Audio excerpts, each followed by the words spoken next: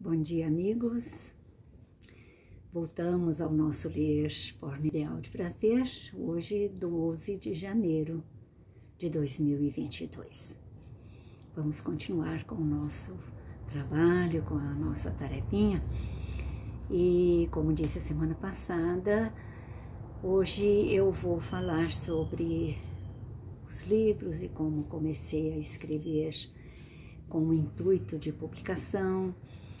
E tudo isso veio vindo desde muito criança, como já disse, mas houve um tempo em que eu tinha muitas coisas guardadas, pequenas histórias, algumas poesias, e não havia publicado ainda nada.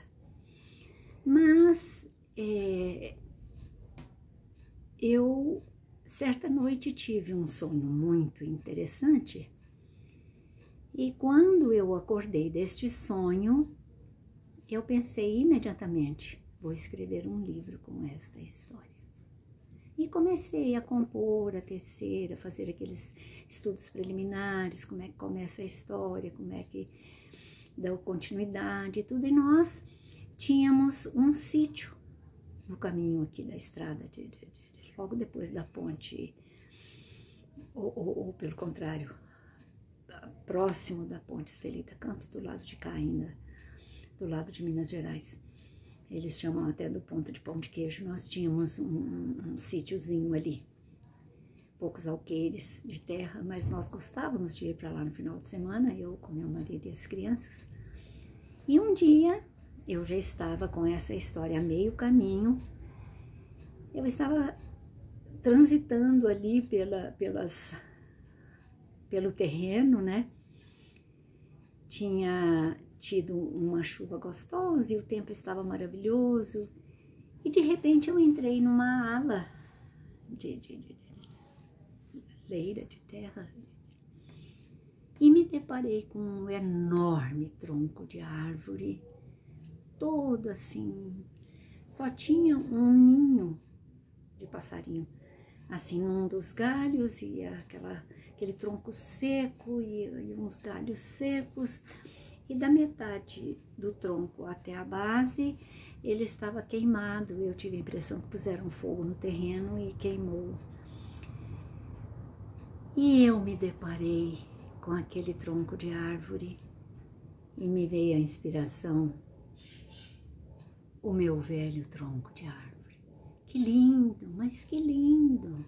E eu, bom, naquele tempo, década de 70, a gente não tinha muito recurso e eu não tinha muita facilidade com fotografias, né, dessas coisas, porque eu poderia ter tirado uma fotografia do tronco, mas não. Mas eu achei o tronco muito bonito e falei, já sei, eu vou escrever alguma coisa sobre esse tronco. E veio na minha memória, assim, uma inspiração tão nítida, mas a história já está quase pronta. Eu falei, é mesmo, porque eu estava escrevendo a história, mas ainda não tinha título. Aí, quando aconteceu aquilo tudo ali, falei, já sei, o livro vai se chamar O Meu Velho Tronco de Árvore, vou tecer algum comentário sobre ele e terminar a história e publicar o livro. E ainda aconteceu de eu comentar tudo isso com meu irmão mais velho, Newton Carizio, que era um artista do desenho, da pintura, da música também, tocava violão muito bem, e violão clássico. Então, eu contei para ele e ele falou assim, me leva lá que eu desenho para você. Eu falei, é mesmo, porque eu estou até pensando em colocar esse desenho na capa do livro. E um dia, eu peguei o carro, passei na casa dele, ele pegou a prancheta dele, levei-o lá. Ficamos umas 2 horas lá, um ambiente muito agradável, aquele sítiozinho pequenininho, mas muito gostoso. E ele desenhou o tronco perfeitamente, como se a gente fotografasse. E a capa do livro ficou o original do desenho dele, quando o livro saiu. Mas acontece que nesse meio tempo ainda, o que aconteceu?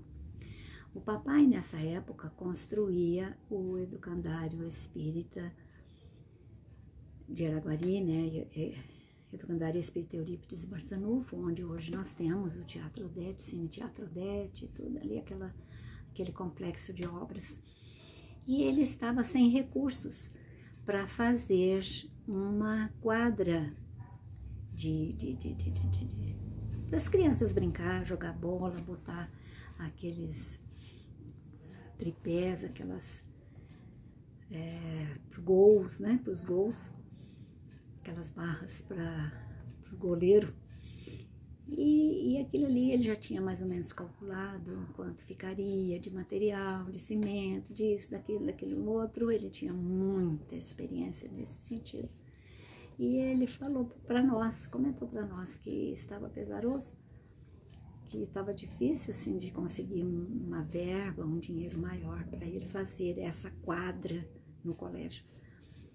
E eu falei para ele, ô pai, então vamos fazer o seguinte, eu estou acabando de escrever uma história e o livro vai se chamar O Meu Velho Tronco de Árvore. E eu vou dedicá-lo ao senhor e nós vamos vender o livro de porta, vamos fazer o lançamento do livro, vamos vendê-lo de porta em porta e nós vamos angariar o dinheiro para o senhor fazer essa quadra. E foi tudo perfeito. O livro foi lançado no dia 16 de abril de 1977. E imediatamente começamos. Nós saímos toda manhã, eu e ele, pegávamos uma rua e íamos de ponta a ponta naquela rua, assim, eu numa calçada, ele na outra, batendo de porta em porta, vendendo o livro. E a quadra foi construída para a criançada. Tem até o resquício dela ainda lá no piso do pátio do educandário. E aí foi maravilhoso e foi um trabalho assim de perseverança, porque na época a gente vendia o livro por 50 cruzeiros, que hoje eu não sei nem quanto custaria, porque valeria 50 cruzeiros hoje. 50 centavos, 5 reais, não tenho ideia. Mas o certo é que deu certo, valeu, recuperamos o dinheiro do livro vendido assim, nessa circunstância, nessa modalidade. E a obra foi concluída. No dia 16 de abril de 1978, o papai faleceu de um infarto fulminante. Então ficou marcado, esse primeiro livro meu ficou marcado por esses detalhes que eu estou contando. Porque a gente tem a inspiração, quer realizar algum trabalho, e a obra foi dedicada beneficentemente, os meus, a grande maioria, ou pelo menos os 5 primeiros livros foram vendidos dessa forma e em campanhas beneficentes. Então, eu fiquei muito feliz com essa realização e pensei que nunca mais eu teria inspiração para escrever outra história. Quanto engano! Aí a cabeça da gente não para, aí a gente vê uma coisinha e já imagina uma história, já imagina isso, já imagina aquilo, e nasceu o outro livro em seguida, que se chama O Padrinho, Literatura Infanto-Juvenil. E este também foi nessa modalidade, mas eu não publiquei imediatamente, tanto que eu escrevi O Padrinho e em seguida escrevi Margarida. E depois, ao contrário, eu escrevi O Padrinho, depois eu escrevi Ama-me, é uma sigla. Ama-me é a história de uma criança que foi rejeitada e colocada na porta de uma família. Então, é baseado o assunto é baseado nesta modalidade aí de criança adotada e tudo mais. O amor, da dedicação que os pais adotivos têm para com aquela criança e assim por diante. O Padrinho já é mais jovial, no sentido de o assunto é um assunto que até hoje é muito discutido. E esses livros meus, infanto-juvenis, já foram adotados em várias escolas. As turmas leem um, depois leem outro, porque aí veio o romancinho.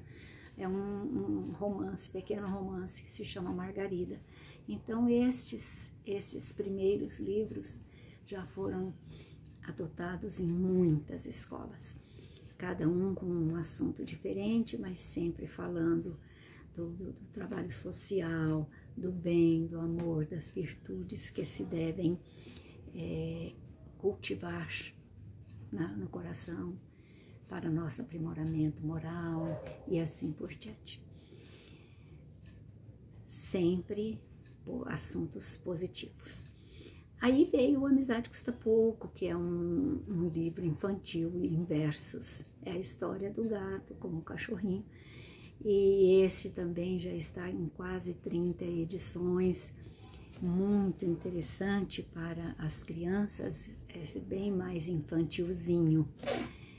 Mas eu fico muito feliz porque aproveito a inspiração, porque não se faz nada sozinho e a gente se coloca em condições de auxiliar de alguma forma na educação das crianças. Porque esses livros adotados em escolas, com perfil sempre infantil ou infanto-juvenil, colabora, ajuda e dá até matérias e incentivo aos professores para discutir com os alunos sobre tais assuntos de que tratam os livros. E depois eu escrevi o Aruba, a Ilha Azul do Caribe. Esse foi um relato de viagem, eu fiz um passeio no Caribe e com um grupo de pessoas maravilhosas e não resisti de não contar essa história para ficar perpetuado o passeio e o que eu vi por lá. Este livro foi premiado e eu estive em Paris para receber a medalha da Academia Internacional de Lutece, porque a minha queridíssima Maria de Lourdes Reis é que me incentivou. Na época ela era delegada dessa academia parisiense no Brasil e falou, não, manda seus livros e tal. E eu encaminhei e deu tudo certo e ela foi comigo a Paris junto a outra amiga, Estela Rodopoulos, para este evento. Foi gratificante, isso foi em 1998. E após estes eu escrevi outros e eu escrevi No Palco da Vida, que é um romance baseado em fatos reais. Este romance também foi assim bastante aceito, foi maravilhoso e eu posso só dizer que, baseado em fatos reais, pedi autorização da família para poder contar a história, que é uma coisa trágica, mas que vale a pena ser lida, porque o fato aconteceu aqui nessa região aqui de Minas, do Triângulo Mineiro, Estrela do Sul, nesses pedaços por aqui, Uberaba, esses pedaços por aqui. Então eu tomei conhecimento da história por pessoas da própria família e aí me autorizaram a escrever, claro que com nomes diferentes, mas o fato em si foi narrado. Depois, esse é de 2004. Depois eu escrevi outros, eu escrevi Mulheres Empreendedoras. Este livro foi me encomendado pelo grupo de mulheres empreendedoras daqui de Araguari, o olhar feminino no mundo dos negócios. Adorei escrever esse livro, porque eu entrevistei cada uma das mulheres empreendedoras para contar a história de cada uma. Então foi maravilhoso, foi fantástico.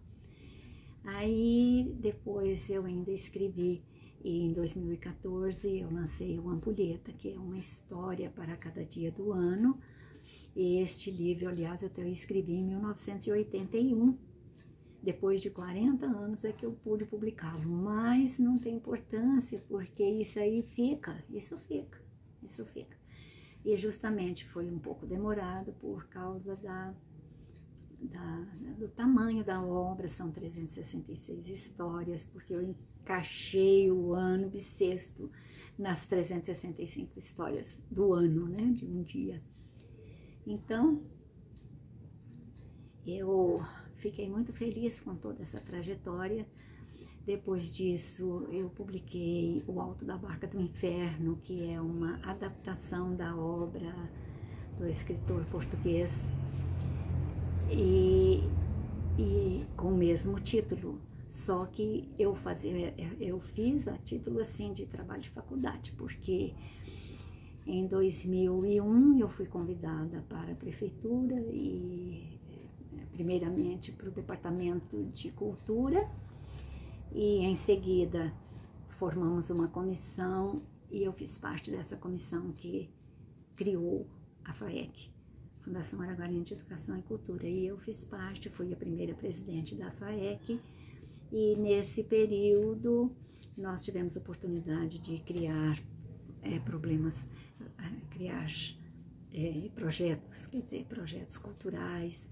Criamos o Café com Letras, Poesia e Arte por Toda Parte, com participação de todas as escolas, e foi um período muito bom, que eu pude aplicar alguma coisa do que se aprende, né, ao longo da vida. Mas quando eu terminei meu mandato no finalzinho de 2004, em 2005, em janeiro de 2005, eu prestei vestibular junto com meu filho Publi, fizemos o curso de letras juntos na Unipac, naquele tempo ainda era Unipac, hoje é IMEPAC. Então,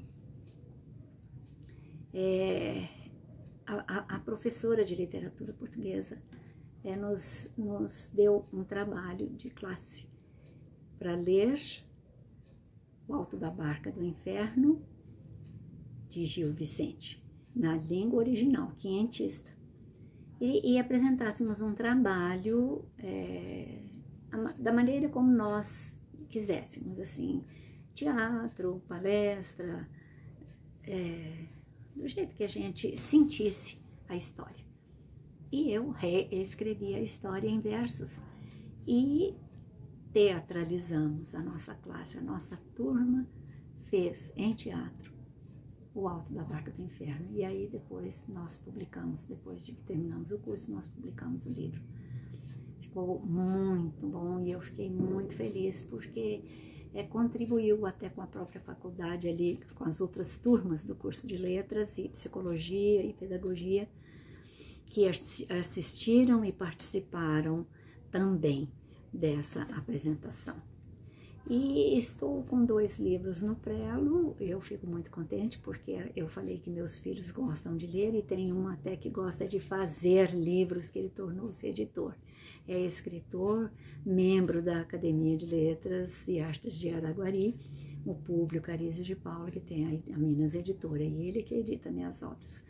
Então ele está trabalhando em 2 versos meus, poesia generalizada, poesia romântica, poesia de fé, coisas do coração, e exaltação à vida, trovas, em vários estilos. E o outro, que está também já adiantado e encaminhado para publicação, é o Epopeia, um trabalho que escrevi já há 1 ano, e eu peguei a gênese, o início de tudo, do planeta, dos mundos, o Big Bang, e de lá para cá o que a humanidade presenciou. Esse eu fiz em estilo poético também, mas não assim, aquela poesia muito metrificada, mais estilo moderno, e fiquei muito feliz e gratificada com esses 2 últimos trabalhos. Aliás, o livro de poesias já está pronto há muito tempo, mas pronto assim, guardado, né? Mas já está sendo preparado para a publicação. Então, meus amigos, a gente não para de escrever, além das obras infantis que eu tenho inéditas, eu tenho obras de cunho religioso, no sentido de comentários evangélicos, comentários de lições evangélicas, sobre a mediunidade, sobre outros assuntos, todos inéditos. Tenho ainda, sem publicação, uma história que é assim um tanto familiar, mas mais caseira, mas eu não sei nem como classificar, não é bem uma autobiografia, mas é uma história que a gente vivenciou e tudo, e eu reescrevi. Essa ainda está trabalhando para ser revisada e corrigida, talvez ampliada, e o trabalho é este mesmo, a gente nunca faz de primeira. Então, escreveu, tá pronto, não. A gente vai reler, a gente vai corrigir, a gente vai tirar alguma coisa, porque os momentos da escrita são uns, mas os momentos de releitura e aí já é outra coisa, porque às vezes a gente está num momento não muito feliz, ou aí não agrada muito, e tem tudo isso no nosso trabalho, mas vale a pena. Então, de todas estas obras que já estão prontas, publicadas, sem falar também no livro que foi premiado lá em Pelotas, no Rio Grande do Sul, o Fábulas La Fontaine em versos. Este também foi muito gratificante, porque nós o ilustramos com os desenhos de Gustave Doré. Pedimos autorização à Biblioteca Nacional, porque é uma obra estrangeira, o desenho de Gustave Doré é um trabalho minucioso, lindíssimo, e a gente não pode lançar mão assim, apesar de ser domínio público, a gente tem que ter cuidado na apresentação. Mas o livro ficou lindíssimo e foi premiado como o livro 100 livros do século, era o título do concurso, e eu nem sabia que o livro tinha entrado no concurso, porque quando o livro ficou pronto, eu mandei de presente para um amigo meu lá em Pelotas, ele era presidente da Casa Brasileira de Cultura no Rio Grande do Sul, e ele gostou tanto do livro que ele mesmo encaminhou o livro para o concurso, e o livro foi premiado, e ele me chamou para receber a premiação, e eu fui lá em Pelotas. Valeu a pena, foi maravilhoso.